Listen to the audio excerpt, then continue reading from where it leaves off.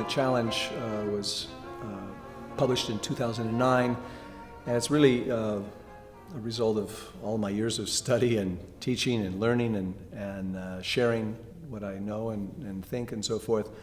And I think one of the most important parts of it is how to practice, because you can't just do what your teacher tells you to do. You have to go beyond that. And so I've developed a set of 6 rules for successful practice, and one of them is to go beyond the expectations, not just meet the expectations. And a good teacher, of course, will have high expectations, but you have to still go even beyond that. It's like bass playing. We've, had fairly low expectations, I think, certainly when I was young and a student. And if I had only tried to meet those low expectations, I would never have practiced as much and tried to develop as good a sound and as good a technique and as much knowledge, etc. And I think it's just incumbent on the person to go beyond the minimum to do that. Another obvious aspect of good practicing is to set goals. What are your short-term goals? What am I going to do today? What am I working for this week and month? What am I doing for this year? What are my goals 5 years from now? Where do I want to be at the height of my career? These are all important things. And even if you answer them today, you may change the answer next month, next year. But we have to have somewhere that we're shooting towards. What is it we're working on today? Is it a certain technique? Is it a certain musical idea? Is it a certain composer, repertoire, audition, concert? What is it? That has to be clearly identified and worked towards.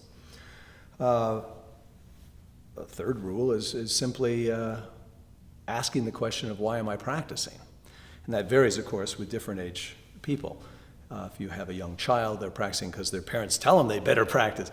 Once they develop, they see the results and they reap some of the fruit of their labors, then they begin to get into it in a different way. It's the same thing as with older students. Are they practicing for the lesson? Okay, what good is that? Okay, maybe you get a better grade. Okay, what good is that? It doesn't make you become a musician. You have to go beyond that. But so I think it's important that people really analyze why they're practicing and what they're practicing for. Fourth one seems obvious, but it really is important to be a good learner.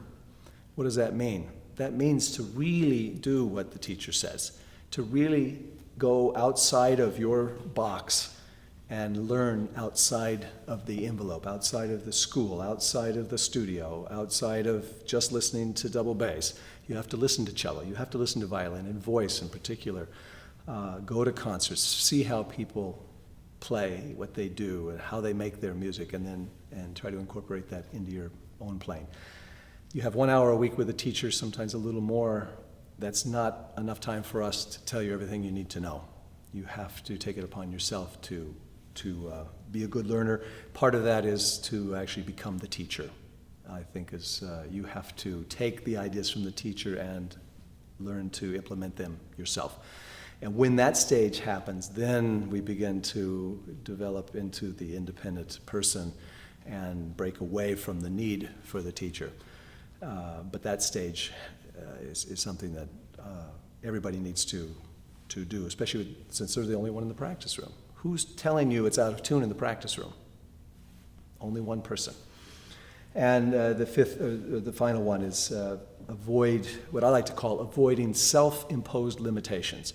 On the bass, we have it, the bass isn't a solo instrument. Oh, well, okay, I guess I don't ever have to play any solos, just play excerpts all the time.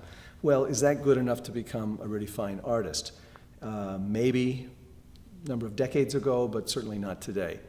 Other self-imposed limitations. Well, I always use this fingering. Why do I want to change the fingering just because it's a different piece? Because it's not that you always use this fingering, it's what is the music calling for? And do you have the technique and the vision to see that it can be played differently for this composer than that composer? We think bow-wise that way quite a bit. Do we think left-hand-wise the same? I don't think we always do. Certainly vibrato, I think, is a more universal issue that we do associate different types of vibratos with different types of expressions, but not necessarily fingerings. But this is something I think that's very vital, all 6 of these, to be good practicers.